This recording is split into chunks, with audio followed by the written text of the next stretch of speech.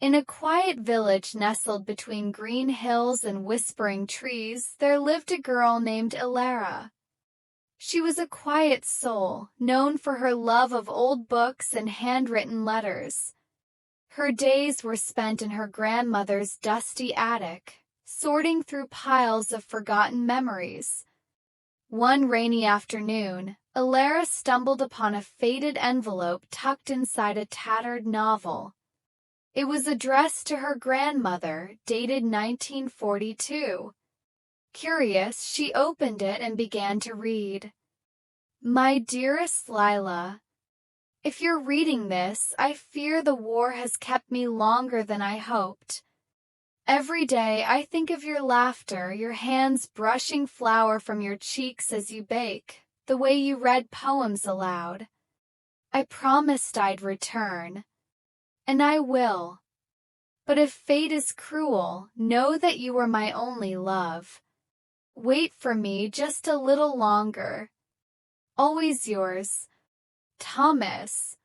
Ilara clutched the letter, her heart aching. She had never heard of Thomas before. Her grandmother, now gone, had never spoken of him. But Ilara remembered the old woman sitting by the window, staring at the path beyond the garden like she was waiting for someone who never came. Driven by the letter's sorrowful longing, Ilara searched for Thomas in war records, letters, even town registries. Weeks passed. Finally, she discovered a name matching his in a soldier's memorial, a man who died just weeks before the war ended. Thomas never came home, and Lila, unaware of the letter that never reached her, lived her life with a quiet melancholy that Ilara only now understood. Ilara placed the letter in a frame and set it by the window, right where her grandmother used to sit. Love, though lost, had left its mark, etched in ink, sealed in silence, and now remembered. Days turned into weeks, but the letter haunted Ilara. She found herself waking at night, spring of 41, the garden behind the bakery. Ilara's heart stopped. Thomas was real. Their love was real. And the sadness that lived in her grandmother's eyes made sense now. It was not just old age or loneliness, but the quiet grief of an unfinished story. She felt compelled to do something more.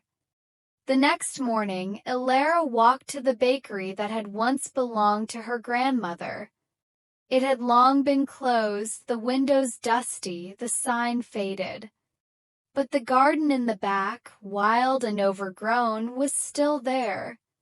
Weeds curled around the stone bench, and the roses had grown wild, but the air still held the soft scent of lavender. Ilara decided to restore it. Every day after work, she cleared weeds, planted new flowers, and painted the wooden fence. Neighbors began to notice. Some offered help.